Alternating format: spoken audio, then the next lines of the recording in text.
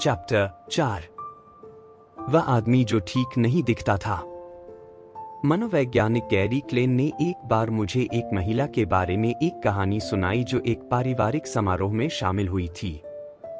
उसने पैरामेडिक के रूप में काम करते हुए कई साल बिताए थे और कार्यक्रम में पहुंचने पर उसने अपने ससुर को देखा और बहुत चिंतित हो गई। उसने कहा, मुझे आपका रूप पसंद नहीं है। उसके ससुर, जो पूरी तरह से ठीक महसूस कर रहे थे, ने मजाक में जवाब दिया, ठीक है, मुझे भी आपका रूप पसंद नहीं है। नहीं, उसने जोर देकर कहा, आपको अभी अस्पताल जाने की जरूरत है। कुछ घंटों बाद उस व्यक्ति की जीवन रक्षक सर्जरी की जा रही थी जब एक जांच में पता चला कि उसकी एक प्रमुख धमनी में रुकावट है और उसे दिल का दौरा पड़ने का तत्काल खतरा है। अपनी बहू की अंतर्ज्ञान के बिना वह मर सकता था। पैरामेडिक ने क्या देखा? उसने उसके आसन्न दिल के दौरे की भविष्यवाणी कैसे की? जब प्रमुख धमनियां अवरुद्ध हो जाती हैं, तो शरीर रक्त को महत्वपूर्ण अंगों तक भेजने पर ध्यान केंद्रित करता है और त्वचा की सतह के पास परिधीय स्थानों से दूर रखता है। इसका परिणाम चेहरे में रक्त के वितरण के पैटर्न में बदलाव होता है।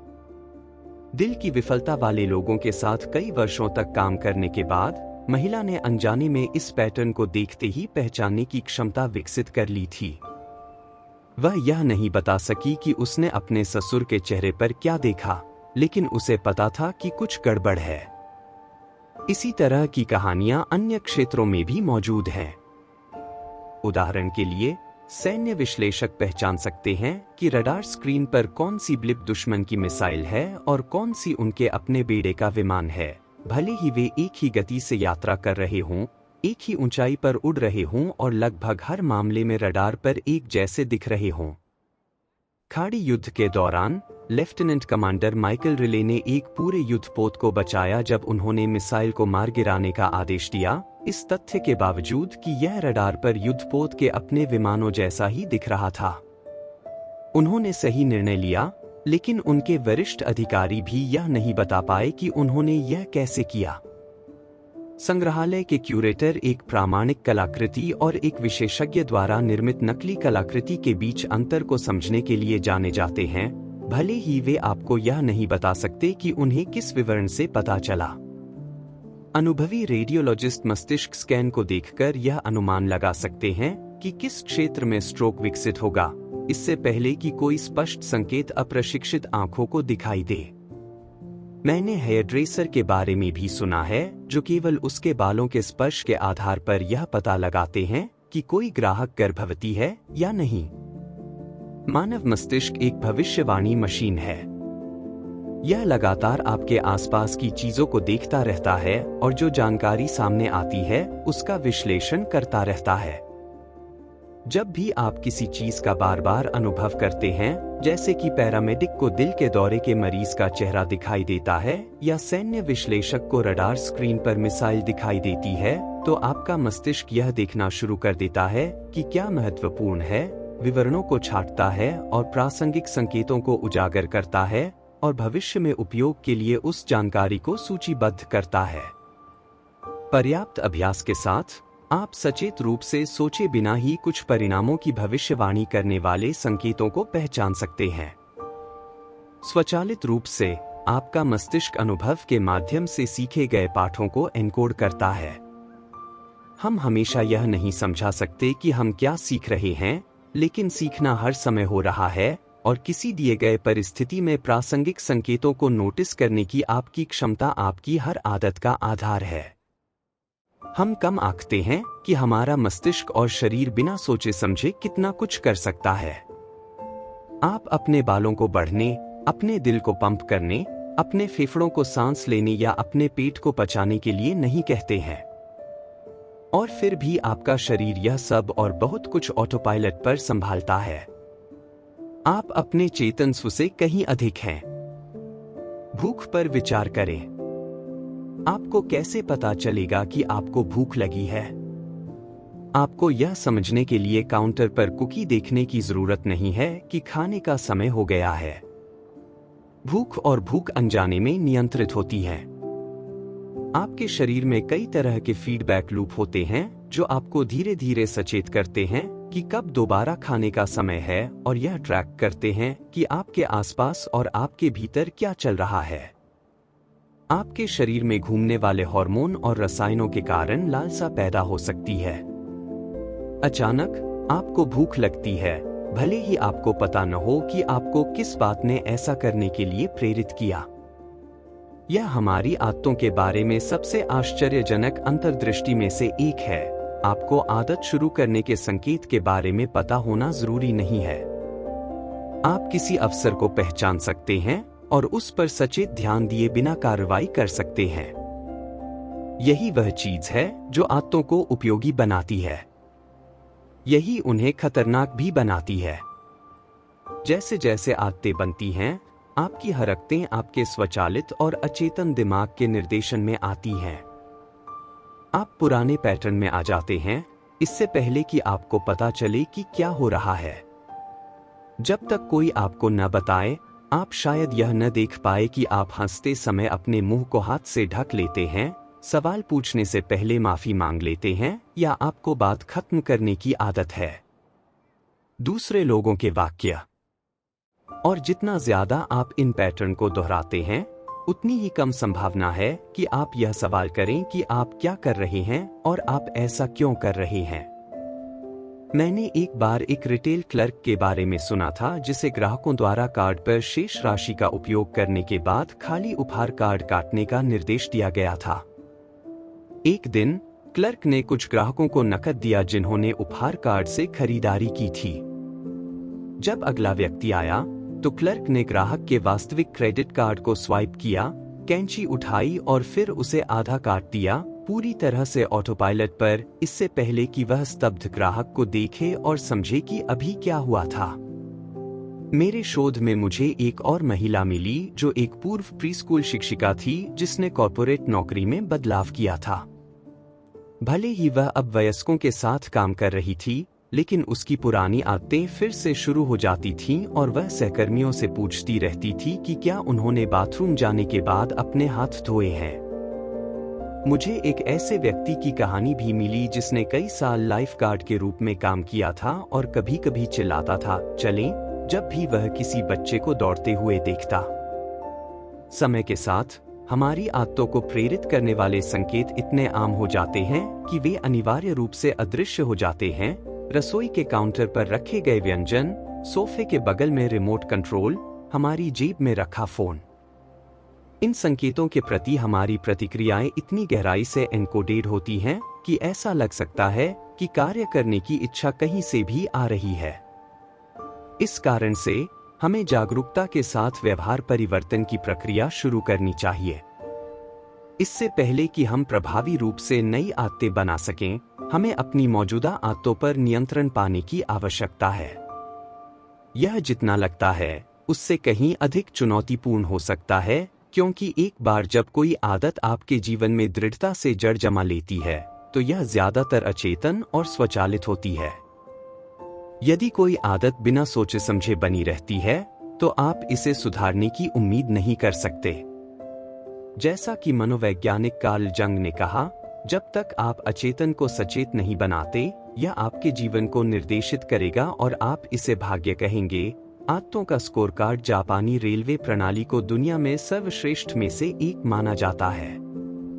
अगर आप कभी टोक्यो में ट्रेन में सफर करते हैं, तो आप देखेंगे कि कंडक्टरों की एक अजीब आदत होती है। जैसे जैसे प्रत्येक ऑपरेटर ट्रेन चलाता है, वे अलग अलग वस्तुओं की ओर इशारा करके और कमांड देने की रस्म निभाते हैं। जब ट्रेन सिग्नल के पास पहुंचती है, तो ऑपरेटर उस पर इशारा करके कहता है, सिग्नल हरा है। जैसे जैसे ट्रेन प्रत्येक स्टेशन पर आती और जाती है, ऑपरेटर स्पीडोमीटर पर इशारा करके सटीक गति बताता है। जब ट्रेन के रवाना होने का समय होता है, तो ऑपरेटर समय सारिणी की ओर इशारा करके समय बताता है। प्लेटफॉर्म पर अन्य कर्मचारी भी इसी तरह की हरकतें कर रहे होते हैं। प्रत्येक ट्रेन के रवाना होने से पहले कर्मचारी प्लेटफॉर्म के किनारे की ओर इशारा करके घोषणा करते हैं, सब ठीक है। हर विवरण की पहचान की जाती है, उस ओर इशारा किया जाता है और उसका नाम जोर से बताया जाता है। इस प्रक्रिया को पॉइंटिंग एंड कॉलिंग के रूप में जाना जाता है। यह एक सुरक्षा प्रणाली है जिसे गलतियों को कम करने के लिए डिजाइन किया गया है। यह मूर्खतापूर्ण लगता है, लेकिन यह अविश्वसनीय रूप से अच्छी तरह से काम करता है। पॉइंटिंग एंड कॉलिंग से 85% तक त्रुटियां कम होती हैं और दुर्घटनाओं में 30% की कमी आती है। न्यूयॉर्क शहर में एमटीएस सबवे सिस्टम ने एक संशोधित संस्करण अपनाया जो कि केवल पॉइंट है और कार्यान्वित होने के 2 वर्षों के भीतर गलत तरीके से बर्थ किए गए सबवे की घटनाओं में 57% की कमी आई। पॉइंटिंग एंड कॉलिंग इतनी प्रभावी है क्योंकि यह जागरूकता के स्तर को एक अचेतन आदत से अधिक सचेत स्तर तक बढ़ाती है। चूंकि ट्रेन संचालकों को अपनी आंखें, हाथ, मुंह और कान का उपयोग करना चाहिए, इसलिए वे कुछ गलत होने से पहले समस्याओं को नोटिस करने की अधिक संभावना रखते हैं। मेरी पत्नी भी कुछ ऐसा ही करती है। जब भी हम यात्रा के लिए घर से बाहर निकलने की तैयारी कर रहे होते हैं, तो वह अपनी पैकिंग सूची में सबसे जरूरी चीजों को मौखिक रूप से पुकारती है। मेरे पास मेरी चाबियां हैं। मेरे पास मेरा बटुआ है। मेरे पास मेरा चश्मा है। मेरे पास मेरा पति है। व्यवहार जितना अधिक स्वचालित होता है, उतनी ही कम संभावना होती है कि हम सचेत रूप से इसके बारे में सोचें। और जब हम पहले 1000 बार कोई काम कर चुके होते हैं, तो हम चीजों को अनदेखा करना शुरू कर देते हैं। हम मान लेते हैं कि अगली बार भी वैसा ही होगा जैसा पिछली बार हुआ था। हम हमेशा वही करने के इतने आदी हो गए हैं जो हम करते आए हैं कि हम यह सवाल ही नहीं करते कि क्या यह करना सही है।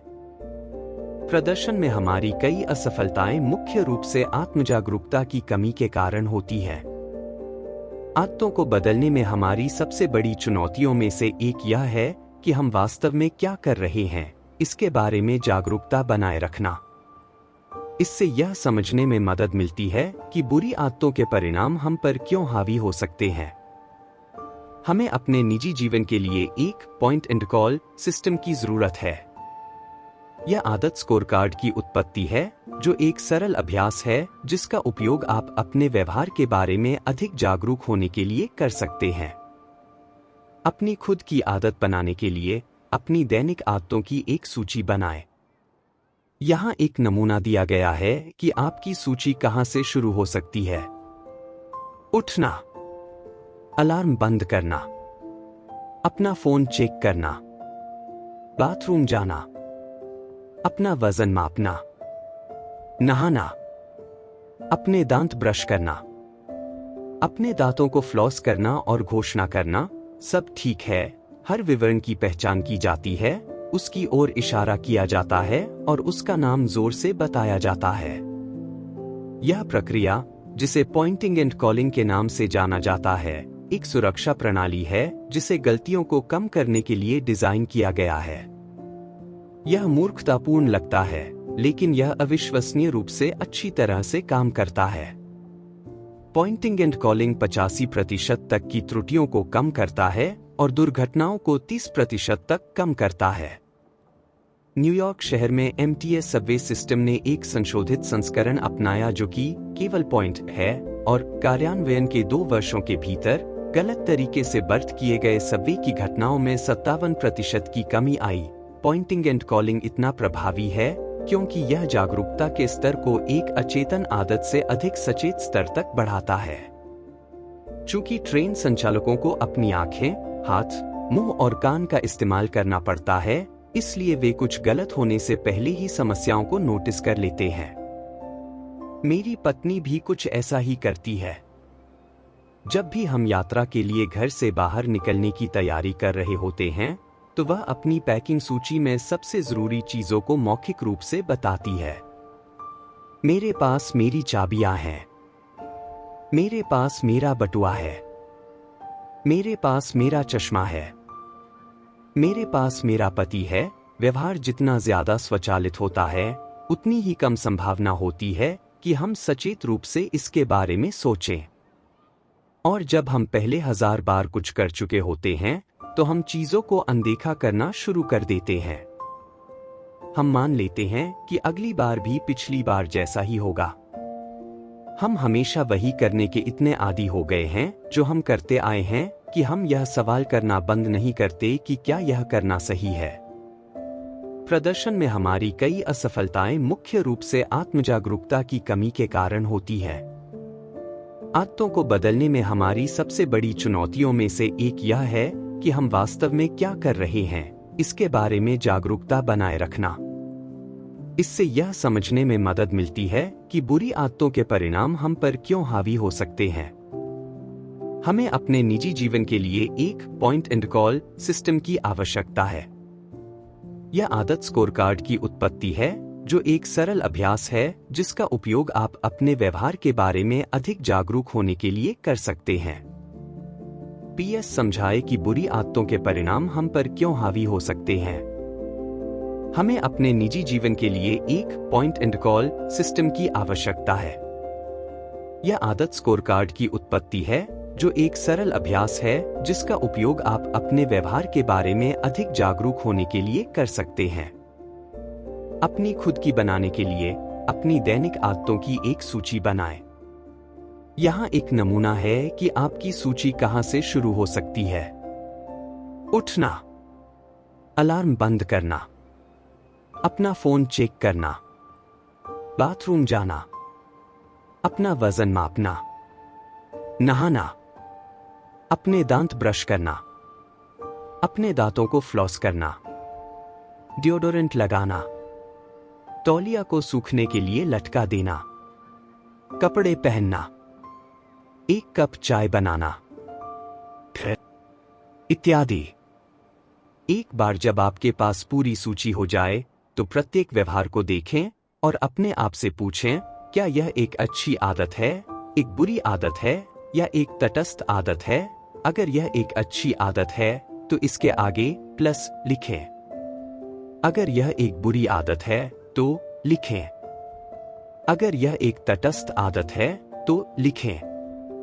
उदाहरण के लिए, ऊपर दी गई सूची कुछ इस तरह दिख सकती है।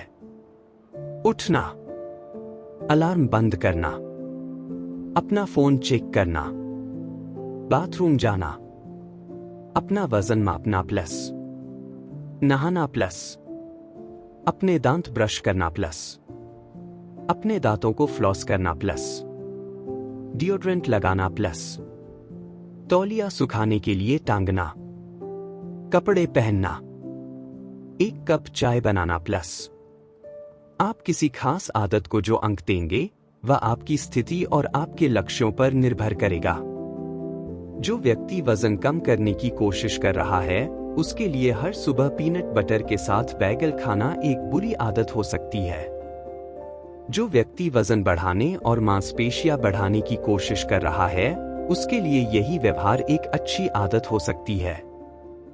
यह सब इस बात पर निर्भर करता है कि आप किस दिशा में काम कर रहे हैं। अपनी आदतों को स्कोर करना एक और कारण से थोड़ा और जटिल हो सकता है। अच्छी आदत और बुरी आदत लेबल थोड़े गलत हैं।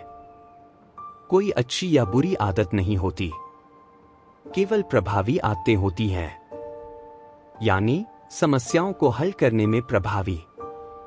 सभी आदतें किसी न किसी तरह से आपकी मदद करती हैं, यहां तक कि बुरी आदतें भी। यही कारण है कि आप उन्हें दोहराते हैं। इस अभ्यास के लिए अपनी आदतों को इस आधार पर वर्गीकृत करें कि वे आपको लंबे समय में कैसे लाभ पहुंचाएंगी। आमतौर पर अच्छी आदतों के शुद्ध सकारात्मक परिणाम होंगे। बुरी आदतों के शुद्ध नकारात्मक परिणाम होते हैं। सिगरेट पीने से अभी तनाव कम हो सकता है या आपको इस तरह से लाभ पहुंचा रहा है, लेकिन यह दीर्घकालिक स्वस्थ व्यवहार नहीं है। अगर आपको अभी भी यह निर्धारित करने में परेशानी हो रही है कि किसी विशेष आदत को कैसे रेट किया जाए, तो यहाँ एक प्रश्न है जिसका मैं उपयोग करना पसंद करता हूँ। क्या यह व्यवहार मुझे उस तरह का व्यक्ति बनने में मदद करता है जैसा मैं बनना चाहता हूँ? क्या यह आदत मेरी इच्छित पहचान के पक्ष में या उसके खिलाफ वोट देती है? जो आदतें आपकी इच्छित पहचान को मजबूत करती हैं, वे आमतौर पर अच्छी होती हैं। जो आदतें आपकी इच्छित पहचान के साथ संघर्ष करती हैं, वे आमतौर पर बुरी होती हैं। जब आप अपनी आदतों का स्कोर कार्ड बनाते हैं, तो सबसे पहले कुछ भी बदलने की जरूरत नहीं होती। लक्ष्य बस यह देखना है कि वास्तव में क्या चल रहा है। बिना किसी निर्णय या आंतरिक आलोचना के अपने विचारों और कार्यों का निरीक्षण करें। अपनी गलतियों के लिए खुद को दोष न दें। अपनी सफलताओं के लिए खुद की प्रशंसा न करें। अगर आप हर सुबह एक चॉकलेट बार खाते हैं, तो इसे स्वीकार करें, लगभग ऐसे जैसे आप किसी और को देख रहे हों। ओह, कितना दिलचस्प है कि वे ऐसा करते हैं। अगर आप बहुत ज्यादा खाते हैं, तो बस ध्यान दें कि आप जरूरत से ज्यादा कैलोरी खा रहे हैं।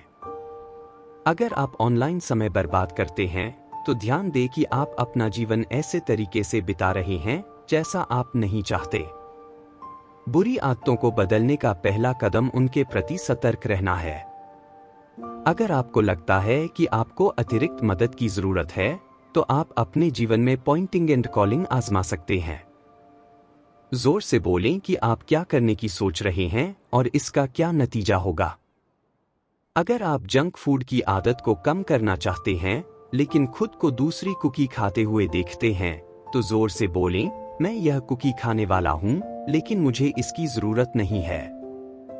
इसे खाने से मेरा वजन बढ़ जाएगा और मेरी सेहत को नुकसान पहुंचेगा। अपनी बुरी आदतों के बारे में जोर से सुनने से परिणाम ज्यादा वास्तविक लगते हैं।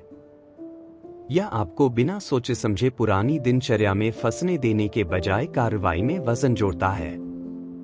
यह तरीका तब भी उपयोगी है जब आप अपनी टू डू सूची में किसी कार्य को याद करने की कोशिश कर रहे हो। सिर्फ जोर से कहने से, कल मुझे दोपहर के भोजन के बाद डाकघर जाना है, इस बात की संभावना बढ़ जाती है कि आप वास्तव में इसे करेंगे। आप खुद को कार्रवाई की जरूरत को स्वीकार करने के लिए प्रेरित कर रहे हैं और इससे बहुत फर्क पड़ सकता है। व्यवहार परिवर्तन की प्रक्रिया हमेशा जागरूकता से शुरू होती है।